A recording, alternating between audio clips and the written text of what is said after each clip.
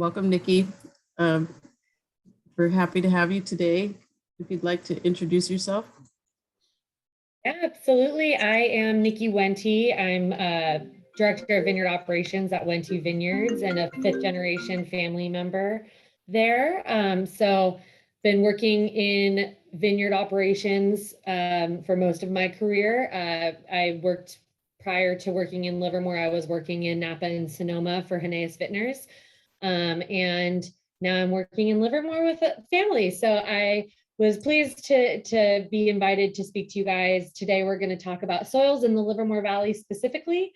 And it's going to be a pretty focused topic of soils because you can really go off into a lot of different directions because soils are so important to so much of grape growing. So we can go into the weeds, so to speak, on this topic, but we're going to try and stay focused. And I know Julie's planning kind of a series of viticultural talks as well. So there will be follow-up conversations to go further from soils, like talking about irrigation strategy, fertilization strategy, drought tolerance, a lot of things that really impact soil. So we'll start at the base with soils, and then we'll move on from here. So thanks everyone for joining. And please feel free to ask questions as we move through this presentation. My goal is to kind of walk through some of the main soil types that we have in the Livermore Valley to give you guys kind of a base knowledge of what's here and what grows well in those different soils and the characteristics of those soils.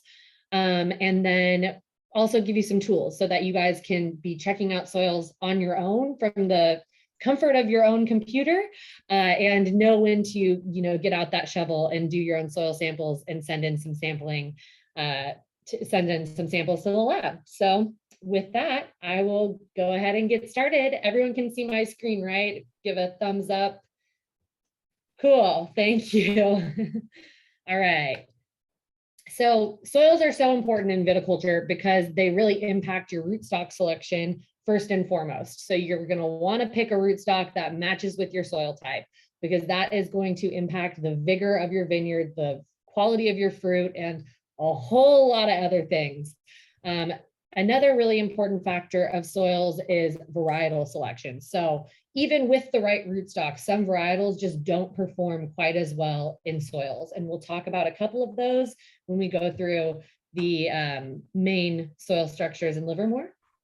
Irrigation strategy, of course, that's going to be very important, especially with water as one of our hot topic items in this day and age with drought. So looking at how we can best use our soils to our advantage when it comes to irrigation, and fertilization strategy as well. So what do you need to do pre-plant and what do you need to do post-plant in order to keep your vines and your soils in a healthy, happy balance? All right, so to start, we want to look at the Livermore Valley as a whole. So here I have two maps up here.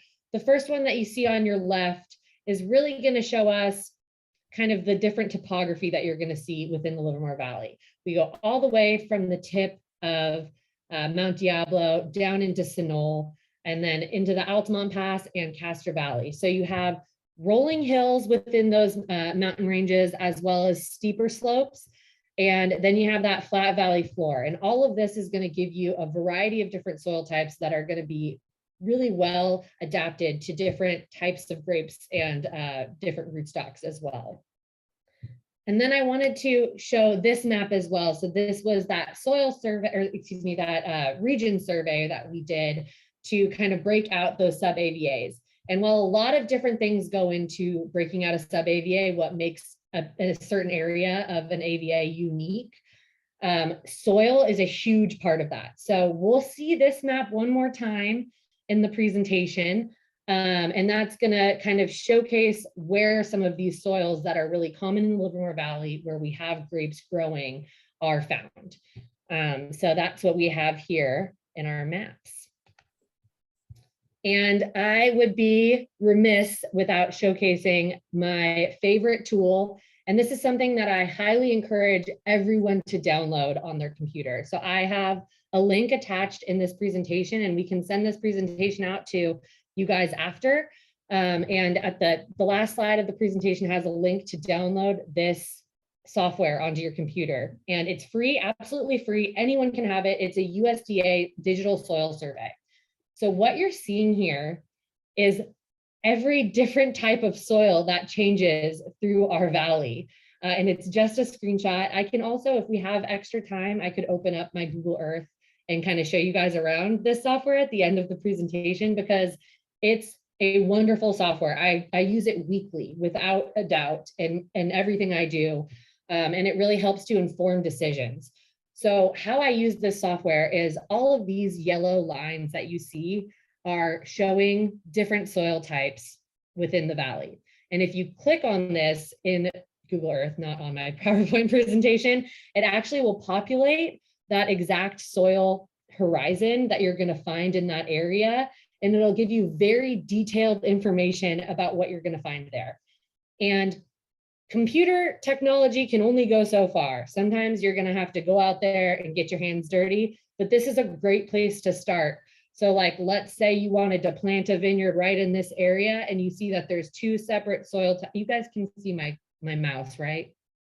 Yeah, okay, perfect, just making sure. So there's two separate soil types right here, as you can tell, because there's that yellow line that splits it. That would help me to inform decisions where I want to put my tractor and dig some soil pits to send in soil samples to the lab, because I'm getting a head start understanding of what's actually out there. So this soil survey data really does come in handy, and it can really help to shape what you're looking for pre-plant and post-plant if you're having any sort of vigor issues in your vineyard. If you're looking at something that you're really not sure what's going on, you've taken nematode samples and there's no nematodes, maybe it's that your soil is a little bit different in one area of your vineyard, and this can help you to make informed decisions on where to sample.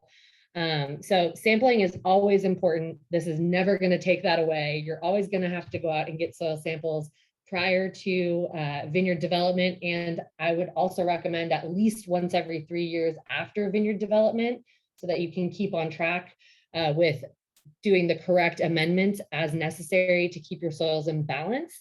But this is a really great way to at least keep yourself informed on what you have out there. All right, so moving on, we will look at 5 of the primary soil types in Livermore today. So there's secondary soil types as well, but these primary soil types are where we actually have vineyards planted. So looking at Google Earth, you can see where vineyards are in the valley. And these are the main soil profiles that you're going to find in the Livermore Valley.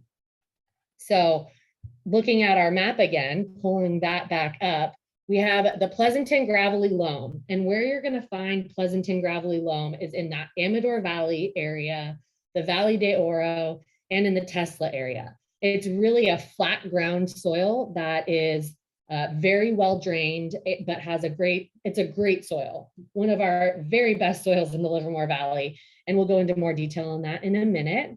Then we have our Positas Gravelly Loam, and Positas Gravelly Loam is usually right up next to the Pleasanton Gravelly Loam, but the difference is that this soil is on hillsides, on rolling hills or slight slopes. So that's going to be where you have that differentiating factor. And then the soil structure itself is a little bit different. So you're going to have a little bit different in the dimensions of the horizons of that soil structure. But otherwise very similar in a lot of regards to that Pleasanton Gravelly Loam. The next soil type that we have in Livermore is the Livermore very gravelly coarse sandy loam. This one's a tongue twister. And this one is actually going to be found anywhere that you find a creek. So all along the arroyos through Livermore Valley is going to be this soil type. So those 3 soils are actually the main soils that we have vineyards planted on. Those 3 are the most important in our Livermore Valley AVA. We do have some vineyards planted on Clear Lake clay, so that's why I included that one. And we have a couple planted on Yolo loam. So Clear Lake clay you're going to find in kind of the Mount Diablo Highlands foothills. So like at the very base of those Mount Diablo Highlands, you're going to find that Clear Lake clay, as well as on the Altamont side, so on the east side of the valley. And then the Yolo loam, you're going to find a little bit in that Amador Valley, a little bit in that Ruby Hills, and then down in Sinol. And so that's the areas where our vineyards are most populated, where you're going to find most of the plantings. And that's where you're going to find all of those different soil types. One thing, I'm going to go back a couple slides to this map, which gets a little crazy, but I think it's such a good way to look at it. So you can see this arroyo right here coming right along Mines Road with all of those trees. That's a little creek, little river. And that's where that Livermore soil type is. That's what Livermore stands for right there, is the Livermore very coarse, gravelly, sandy loam. And then right next to the Livermore, as you go inland a little bit from that creek, you're getting that Pleasanton loam. And then as you move up into the sloped areas, you're getting that Positas loam. So it really does go from the riverbank, Livermore gravel, all the way up into the Pleasanton loam, and then into the hillsides where you're going to get that Positas. So it's a nice little easy way to look at it and think about it. But those are going to be your three most popular soils in the Livermore Valley. All right, so we are going to deep dive into each of those 5 soils. Please stop me and ask questions if I'm going too fast. It's a Wente trademark to talk really fast, so I try and slow myself down a little bit. But so Pleasanton loam is by far the best soil that we have in this valley. And why I say that is because it is found on relatively flat land, so it's very easy to manage. It has, or I'm going to backtrack a little bit. So the physical quality of the soil is going to be sort of contradictory at times. So this is something that is actually graded by the USDA, that they're calling it prime farmland if irrigated, which I would have to agree. It's prime farmland when irrigated, absolutely. And then we have the Story Index as a grade 2, which is considered good. So the Story Index takes into account 4 different things. Number 1 is the profile grouping. So how old is that soil profile? Younger is better, and older is going to be more hard pan. So the younger that soil horizon is, the better it is. Number 2 is the surface texture. So looking mostly at that A horizon. And if you have a really fine textured surface that is not too compacted, has great amount of organic matter, you're going to get a better score. And if you have a lot of granular gravel, anything in there, rocks, that's going to reduce your score. Also, as your A horizon shrinks, that is going to also reduce the score on that surface texture. And then the third thing that Story Index looks at is slope. So flat ground is going to be great for farming, and then hillside, not so great for farming. That's just how they see it in that ranking system. And then finally, the last thing they're looking at is like drainage, fertility, salinity, erosion, acidity, all of those different things kind of combined into one. So this has a grade 2 because it's flat, because it has a good amount of that top A layer. However, it does have a lot of gravel because, as we remember, it's the Pleasanton gravelly loam. And that is going to reduce the score, or else it probably would have been a 1. So we'll see the Story Index come up on all of the different ones, and I can talk a little bit about why it was downgraded. But keep in mind that prime farmland is referring to all types of farming. It's not necessarily referring to grape growing. So if it says not considered prime farmland as one of the rankings, that's likely because you don't want to grow, lettuce on that area or something else, a different kind of commodity crop. So don't take it too personally if it says not prime farmland and that happens to be what soil you're growing your vineyard on. So again, going back to the Pleasanton loam, it is a fine loamy mixed with a lot of gravel. It has a relatively good drainage system and a relatively good water holding capacity, which makes it a very great soil for growing grapes. The organic matter is low, so it's not highly fertile, which also is good for grapes, because if this soil type had a high organic matter content in it naturally, you would likely have excessive growth and it would make it really hard to control vigor. So this Pleasanton loam is actually really great for a natural vigor control, and has enough substance to keep that vine going.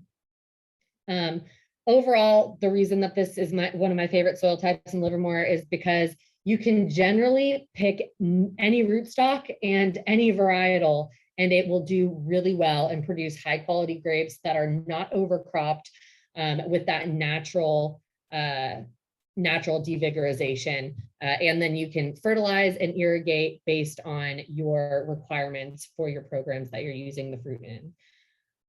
With water holding capacity, such as 14 centimeters, you're going to want to do less frequent, longer irrigation so that you can have your root system go deep as far as possible.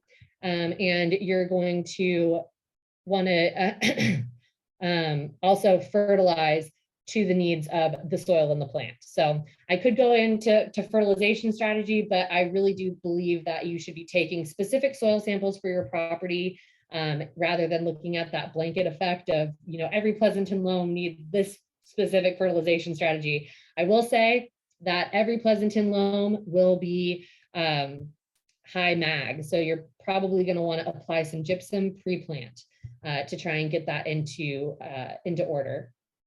And then depending on what your goals are for your vineyard, you may also want to add a little bit of compost or something else, but it just depends on your production goals for that vineyard.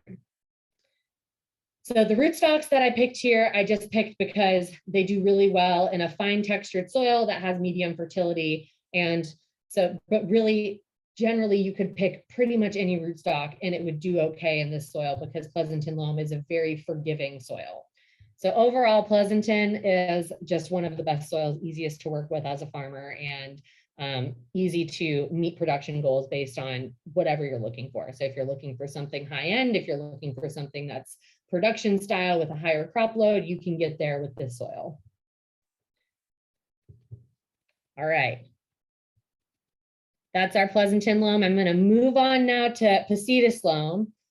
So Positas loam, again, is going to be covering part of the center of the Livermore Valley and then moving into those southern hills and a little bit in Sinol as well. Positas loam, the main difference is that it has that slope, that percentage of slope, which is going to cause it to actually be not prime farmland as their quality grade, even though some of us have our vineyards on Positas loam and see them as our top performing vineyards because that slope is actually helping us to naturally devigorize the soil, the vines, and create a really fruit forward expression. The story grade is also one grade lower than what we saw in Pleasanton loam as a 3, which is fair. And why that is because that topsoil is shrank just about half. So rather than being about 50 to 60 centimeters, you're at about 25 to 28. And it also has a higher percentage of runoff because of those slopes. So any irrigation that you put on is likely to roll downhill, as well as fertigation. So in soils like this, you may want to consider doing a split irrigation set where you have an irrigation block at the top, as well as the bottom of your hillside, in order to irrigate the top a little bit longer than you would irrigate the bottom, because a lot of that water is going to roll downhill to the bottom anyways. So in order to get your vineyard to be even on both the top and bottom, that's a really good way to break up that irrigation section. Overall, the soil structure, it's a loamy terrace alluvial drive from sandstone and shale, which is exactly the same as your Pleasanton loam.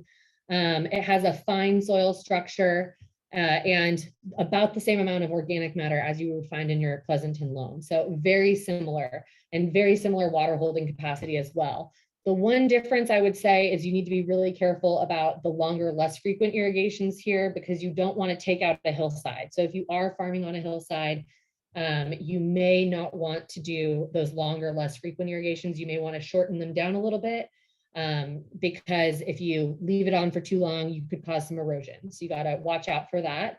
But if it's a lower slope, a lower percent slope, like closer to the 2 to 10%, I would still stick with those longer, less frequent irrigations, 16 hours every 2 weeks, something to that nature, depending on your crop production goals.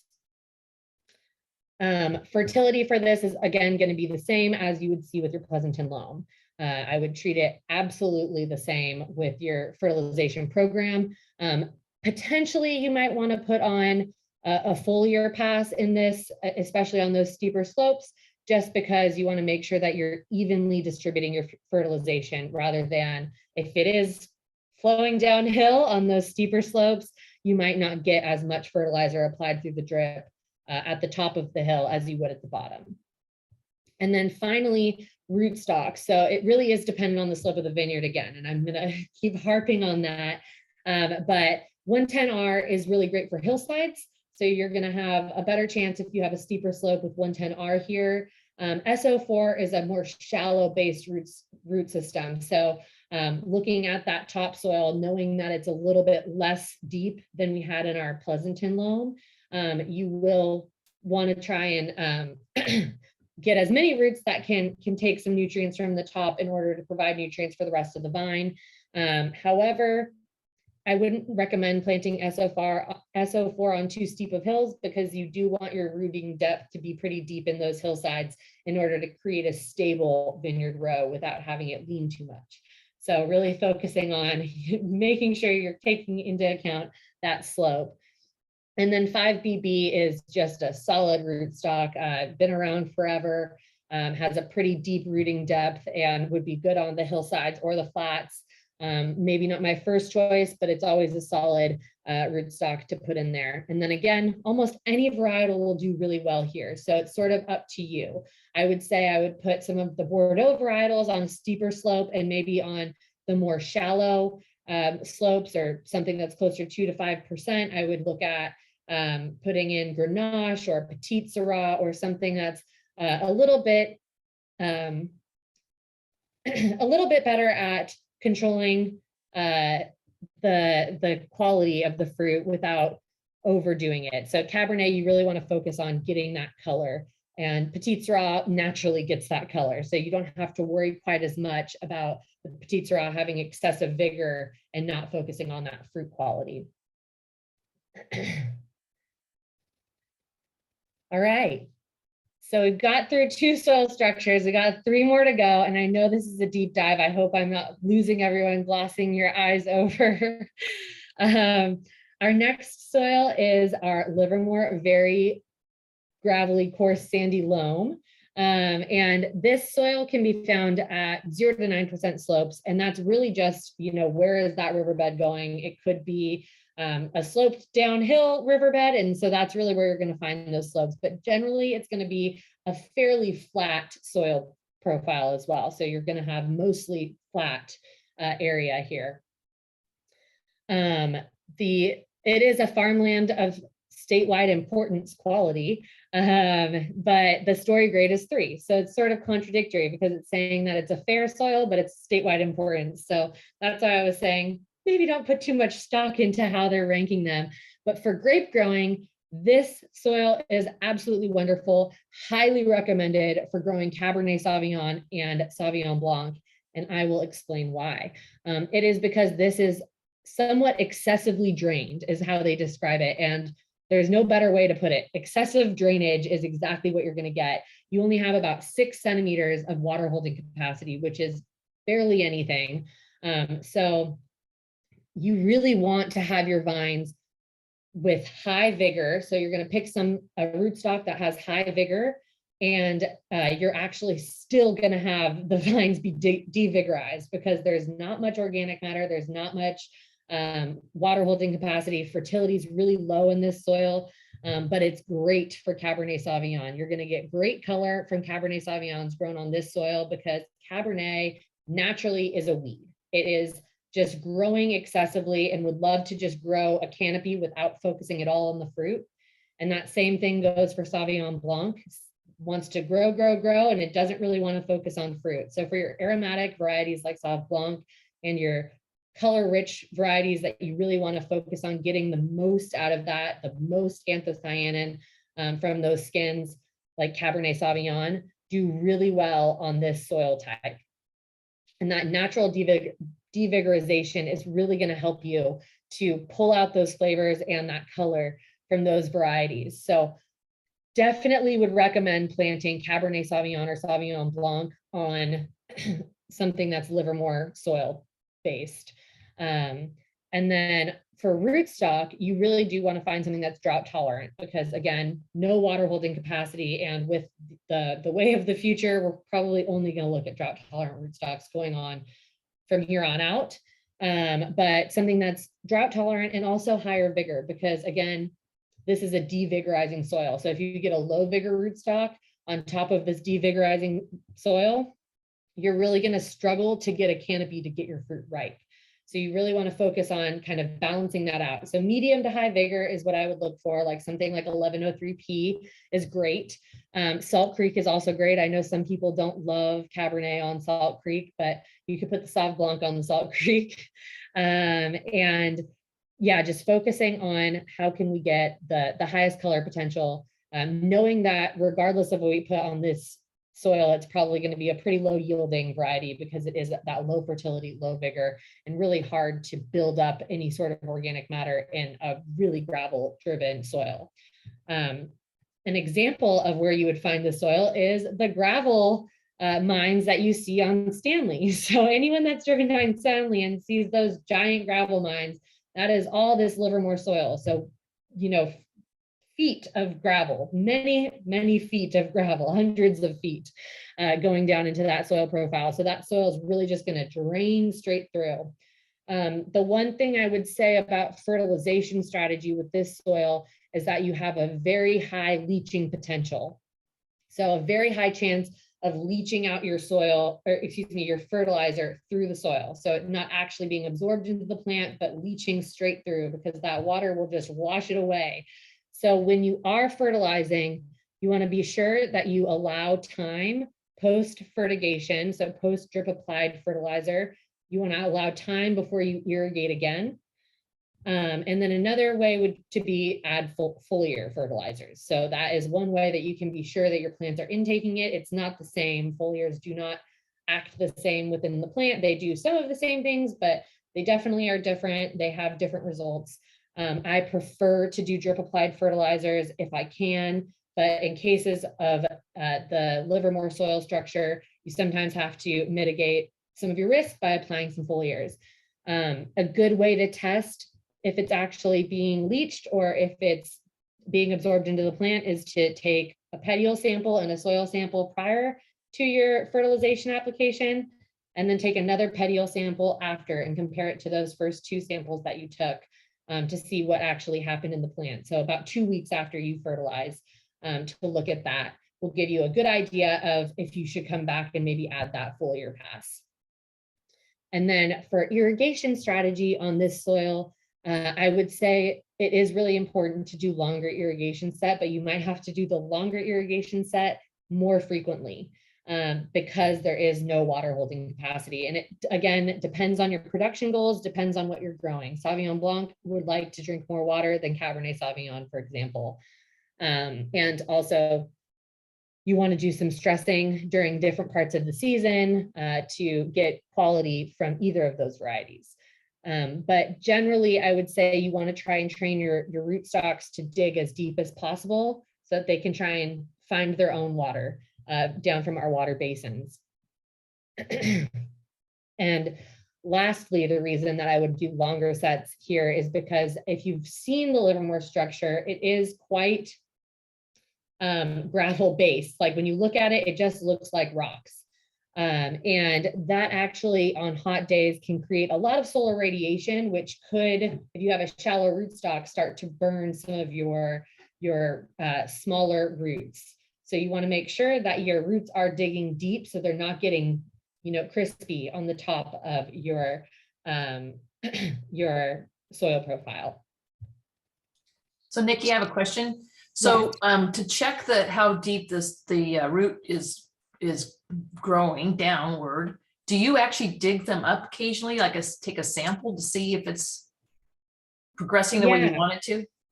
We definitely do. It's more if we see a problem than anything else. So if we see that there's some bigger issues or something going on, we'll get an excavator and just dig right next to the vine so we can see how deep the vine is going. And it definitely helps us to understand exactly what's going on with the vine when there is an issue. And if it is soil-based, if it's root-based, if it's irrigation-based, and can answer a lot of questions.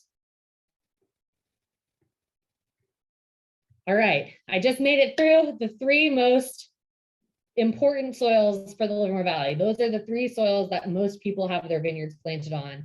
And then we have a couple more that I'll go through because there's a bit of vineyard planted on these 2. And I think it's really important to talk about specifically the Clear Lake clay, because there's clay that all clay acts pretty similar. So Clear Lake clay can speak for a few different types of clay, but clay is not necessarily the best farming material for grapevines. And there's a lot that goes into it. One of the things is the shrinking and swelling. So it shrinks and swells when it's hot and cold outside, which can actually damage your trellis system. So it can break your end post, it can break your T-posts, and it can create just issues for you. But on top of that, it also can create an inhabitable area for your rooting system. So it can squeeze your roots and make them die off, die back, and can just be really not great. But at times we have our vineyards planted there. I have about 100 acres on Clear Lake clay. So I know the struggle, and can talk to you guys a little bit about what I would do to make this a little bit better. So you're going to have relatively good water holding capacity. However, it's, as you can see here on your soil profile, you really don't have a top horizon of soil. It just goes straight into kind of almost a hard pan immediately. And that is just the nature of this clay structure here. So you're going to get a lot of pooling. An irrigation strategy for this type of soil is definitely shorter irrigation, 6 to 8 hours, as infrequently as you can, but you will need to give the vine enough water to survive and to meet your production goals, of course. There's pretty good organic matter content in the soil, but you're definitely going to need to add some lime or some gypsum, because these are going to be extremely high mag soils, extremely high magnesium. So you'll want to pre-plant, add that, as well as post-plant as best as you can. And you'll likely want to add a little bit of organic matter as well to try and loosen up the soil as much as you can. So adding some more compost when necessary. So when you're looking at rootstocks for a soil like Clear Lake clay, you're going to want to find something that's thick soil adapted and can handle wet feet. So it can handle pooling around the base of the roots. And then also something that has a shallow root zone, because as you move down this soil structure, it just gets tougher, it just gets thicker. So SO4 and 1616C would be my recommendations for rootstocks that can tolerate this type of soil. And realistically, the only varietal that I would go in and plant on Clear Lake clay is Chardonnay. Right now, I have about 50 acres of Cabernet, about 25 acres of Petit Verdot, about 5 acres of Malbec, and about 20 acres of Chardonnay. And of those varieties on Clear Lake clay, the only variety that ends up tasting good is the Chardonnay. The rest are, the focus for the vine is not on the fruit, and that is abundantly obvious in this soil type. The focus is on the growth of the plant, and it ends up making the fruit taste watered down at times. It has very chalky tannins in our Cabernets. It's just not great. So my main recommendation for this Clear Lake clay is, no matter what rootstock you put in the ground, I wouldn't recommend much past Chardonnay in terms of varietals. You can always try, and you can always spend a lot of money doctoring the soils, adding a lot of amendments every year. But for most of us, that's not in the cards. For us at Wente, it's not in the cards. So we add amendments when we can and do our best. But at the end of the day, the Chardonnay always performs well, and the rest of them do not perform so well. So a word of warning on this soil structure. All right, and our last soil structure is the YOLO loam. So YOLO is actually going to be a story grade 1, so it's that excellent soil. And why that is because that A tier, that A horizon, excuse me, is very deep. So you're going to have a very deep A horizon that is fine texture, so has a lot of organic matter, a lot of rooting depth ability without any rocky, area coming into play. It has good amount of organic matter. It has great water holding capacity. It still has great drainage, even though it has a little bit of a thicker soil than we saw in like the Pleasanton or Positas loam. And the fertility is overall high. So you're going to get a very fertile soil here. You can almost plant anything again, but I would watch out for varieties like Sauvignon Blanc and Cabernet Sauvignon, because again, those they love the fertility. They love to just grow, and they won't focus as much on the fruit. And that's not to say you can't do a really wonderful Cabernet on a YOLO loam or a really wonderful Sauv Blanc, but you'd want to get a rootstock that really matches to devigorize that soil type. So 420A and 1616C are also really great options for this type of soil. There's not too many vineyards planted on YOLO in the area, but I found a couple, so I figured I would just bring it to you guys. But overall, this is a great soil. You just got to watch out for that vigor. So really focusing on that fertilization strategy, making sure you're sampling regularly and keeping up with all of the things that go into your canopy management to make sure you're not getting too much excessive growth and no focus on that fruit. All right. And that is all I have for you guys today. I know I talk fast, I apologize, but I mean, I want to leave you guys with, I think it's really important to be testing your soils regularly, because at the end of the day, it's good to keep up with what your soils are up to, even if you're pre-plant or post-plant, and then you can amend as necessary. Every soil type that I went through today has a different, subset of other soils that are blended in there. So really, you're going to want to make sure you're testing your soil specifically to get a better fertilization and irrigation strategy than what I just kind of went over as a kind of coverall. But overall, it does generally work for our team at Wente. Jeff, I see a hand up. Yes, thank you. Excellent information. I was wondering, in the original, to me, the original older works by Westover and then Michael Prince Valley, talking about the soils in the Livermore Valley, there's this notion of a boron line, and they allude to it being in the north. Do you think that that is factual? Do you see any evidence of regions with high boron or alkaline content, and how do you identify them and avoid them?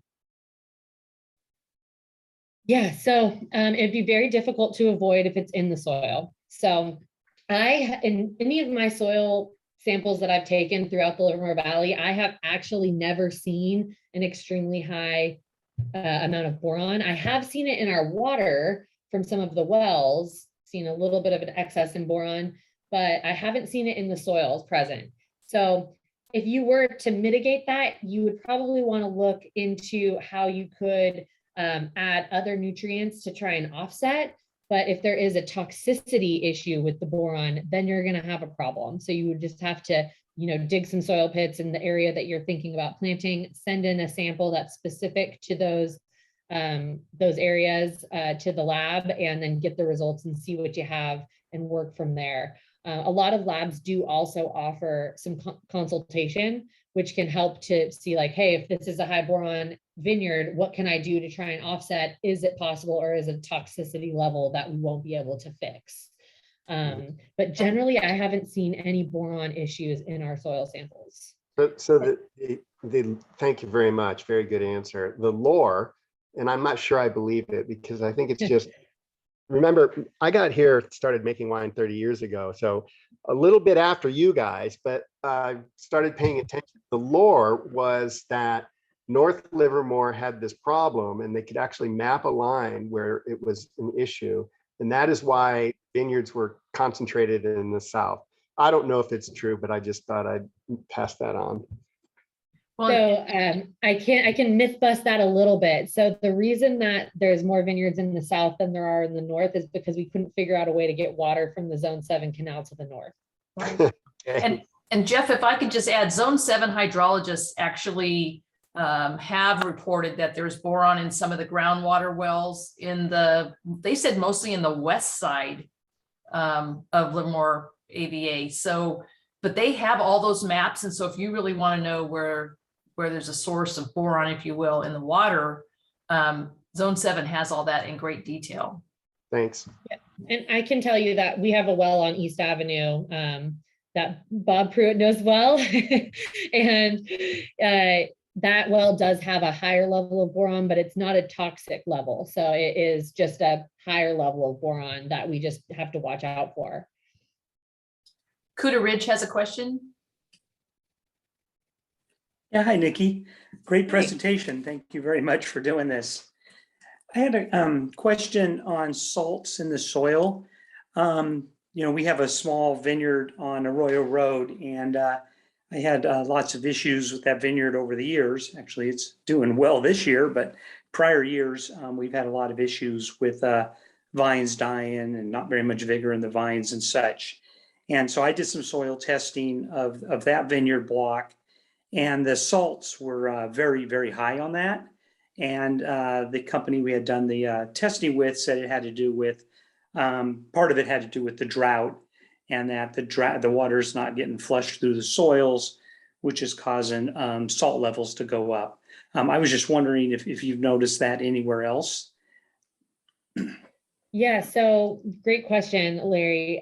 We often will see some salt burn in our vineyard during drought years from the Zone 7 canal, but you don't, what I've seen, and that's not to say that this is the perfect story, but I don't usually see that come up until the end of the year. So right around August, like right before harvest, you start to see salt burn on the leaves. And that's because as the year goes on and the canal gets lower and lower and you get all that evaporation happening and there's not much replenishing the canal, we start to have worse and worse water quality in those drought years. There's not much we can do to mitigate that. And that is an unfortunate situation that we're going to probably find ourselves in year after year here. And every year it's just going to be praying for rain. You can go in pre-plant and make sure you pick a rootstock that is well adapted to saline soils. And that would be I know you can't remove the vineyard and replant every day when a new problem arises, because it feels like that sometimes, like it's a new virus or a new drought issue or something, but really trying to focus on, that early season testing. So if you did have a saline based soil early on, starting out with those soil samples to give you that awareness to plant a rootstock, and then that is adapted to saline soils. And then to mitigate, water is the best way. Dilution is the solution, but if we don't have any, it's tough. So I feel your pain, and I hope that we get some better research from some of these colleges studying how to mitigate drought problems, so that we can kind of survive through these issues. Yeah, thanks. Rosie? Hi, Nikki. Oh my gosh, I'm so loving this presentation. I've learned a ton for sure. I have a kind of a general question though. I and a lot of people in Livermore would love to find a map of all of the vineyards. Do you know of one that exists? So I don't know of one that exists. However, I use Google Earth as sort of like a stalking tool at times, where you just kind of are looking at, they read you the imagery from their satellite or overhead planes. I'm not sure how exactly Google gets the images. But here, let me see, I can pull it up. Can you guys see this? Yeah. So I kind of look at my Google Earth and I'll just like scroll through, and you can tell which are vineyards and which are fallow. So you can kind of look and see where all the vineyards are in the valley. And that's how I've done it in the past. And I don't know who owns the vineyards. I don't know anything about them if they are not owned by Wente or by someone that I've worked with in the past, but it can at least give us an idea of where all of these vineyards are. And that's what I was talking about with that soil type. So you can kind of click into it and then learn a little bit about all these different soil types that we have here in our valley. How's that for a non-answer? Yeah, that's like, no, it's great. Thank you. And again, anyone can download Google Earth Pro, and anyone can download this soil survey here. It's free for everyone, provided by the state. So I can send a link after this that gives the link to download, because I really do find a lot of value in this myself. Let's see, Larry, do you have another question? Well, I do, if I can ask. Absolutely, yeah. We noticed last year that a lot of the yans were very, very low. And we were wondering if you knew why that might be the case.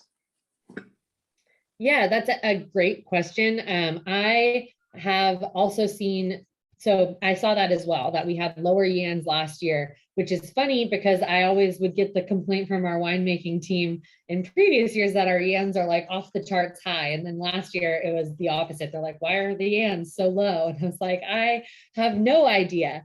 My best guess is a footprint of the vintage. So something that was creating nitrogen to be less available. But I'm unsure. This year, what I have noticed specifically in grape growing is that there's been a lot of what we call spring fever, or yellowing of the leaves early season, that showed nitrogen deficiency early on. And that is because it was such a cold bloom period that we, the nitrogen was there. We put on the nitrogen ready to be absorbed, but the roots weren't actually taking it up because they were so cold. And that's what we call spring fever. So there could be something interesting with yan this year too, just based on seeing that across the valley and really across the state. Everyone I've talked to from Napa, Sonoma, the Central Valley, down in Monterey, have reported seeing similar things.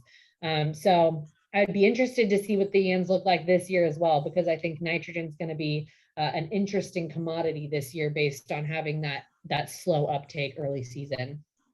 And how's that for a non-answer again?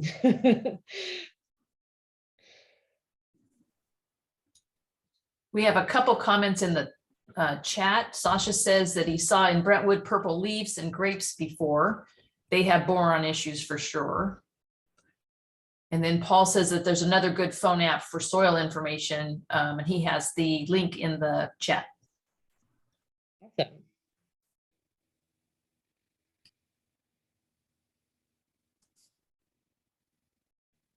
Any other questions? Anything else I can answer for you guys, soil or otherwise? I can do my best at my non-answers at times. I apologize, Larry. I wish I knew more about why the yans were low. From all the research that we have done with some consultants, specifically a French consultant that has been studying yan's impact on and what nitrogen in the field does to yan in the vineyard, to yan in the winery. He finds that there's very little correlation. So having those full years doesn't really impact yan in the winery. Having later application of nitrogen doesn't really impact yan in the winery. So really hard to say. I've seen articles that say the opposite as well. So it's sort of, it's hard to say. I don't know, Julie, maybe you have an idea of what could have. No, I have seen it also that the yans were low, but I don't have an answer. But Yeah. I guess I would just say it's really important to analyze the grapes when they come in, so you know what you're working with. It's really hard to say, oh, in the past it's been X, so I'll make these kind of additions. It's always good to check. At least then you have some data to work with as far as a healthy fermentation, that sort of thing. Yeah, one thing, Nikki, that we did notice, I source from about 16, 17 different vineyard blocks across Livermore. And I did notice on the yans last year that my low yans were mostly from the vineyards that Wente had managed. And a lot of the other vineyards that were non-Wente managed, the yans seemed to be more kind of in a normal range. So I was going to actually summarize this and send this over to you and never got around to it. But I didn't know if it had something to do with a difference in nutrition last year than prior years. But anyway, just a data point. Yeah. So last year, we did not do any foliar nitrogens. So that could be an interesting test, because in previous years we've done one pass of foliar nitrogen at least. And so there could be something to do with foliars and yan. The reason behind us stopping the foliar nitrogens last year was because in 2020 we had the feedback that our yans were over the top high. So we just wanted to test out, let's try stopping a foliar and see. But then we had such a different vintage than 2020. So it's hard to say that it was the foliars, but if all of the other wineries that you were sourcing from did not have low yans, then maybe there is some sort of connection there between foliar nitrogen and yeast assimilated nitrogen in the winery.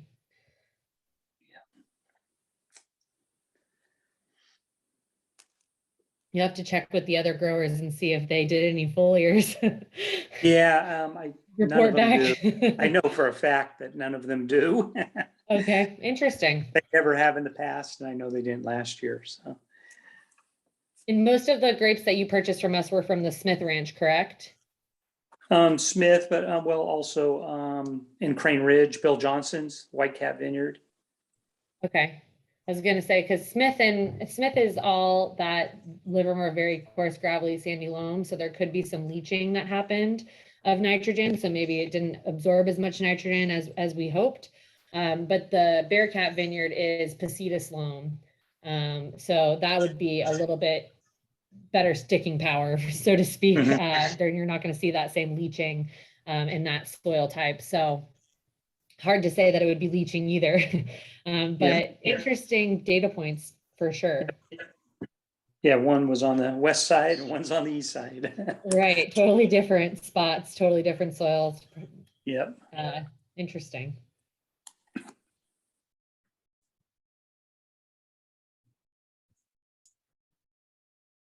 Ken, you have a question? Yes, given your experience working with Napa and Sonoma, how's it compared to soil types in Livermore? What are the differences, the major differences between the different regions? Yeah, so I think that there are large parts of Napa and Sonoma that have really beautiful soils. They're not the same as ours. Livermore, Pleasanton, and Positas loams are pretty regionally just in our area. But then the area of like Rutherford has thicker clay soils. There's a lot of thicker clay soils in Napa in the valley area.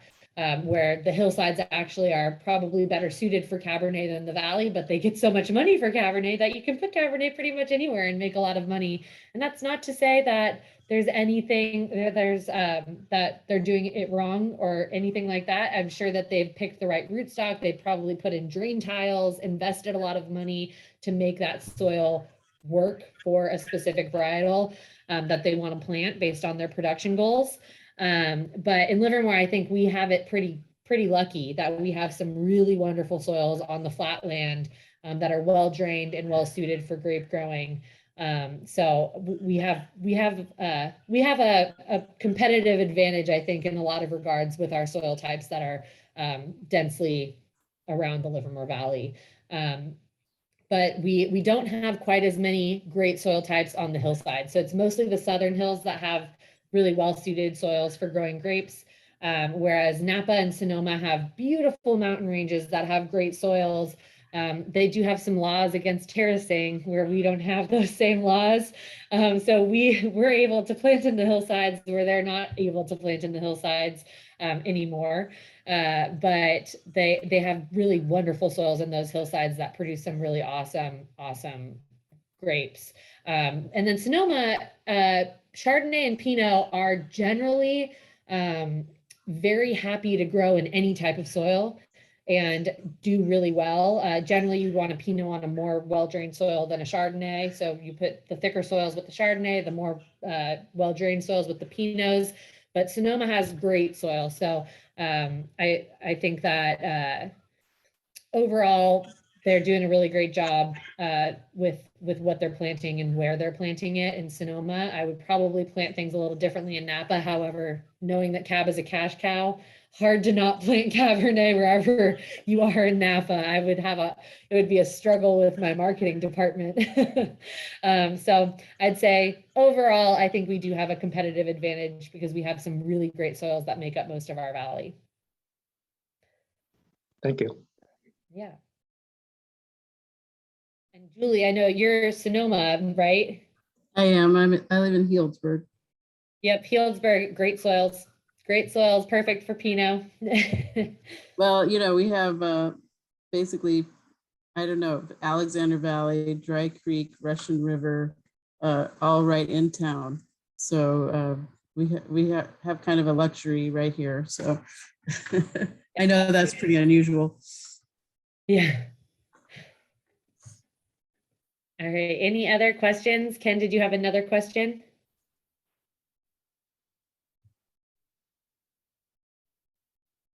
I guess Nope, that's it. okay.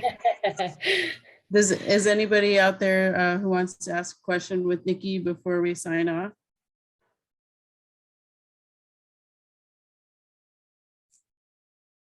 It looks like we're good. So thank you so much, Niki, for starting off our viticulture series. Yeah, Really absolutely. appreciate you taking your time, and thank your daughter for waiting to be bored until after our talk. Anybody want to discuss anything else? I'm sure Niki's happy to talk to you directly. And if you have other types of viticulture questions you'd like answered, I am working on getting some more speakers to talk about viticulture and different aspects of it. So thank you so much for your time. And there's a couple of slides that people are asking about the slides, so we will send those out with a link to this recording. And thank you so much, everybody, for tuning in, and see you soon. Niki, that was awesome. Thank you. Yeah, thank you.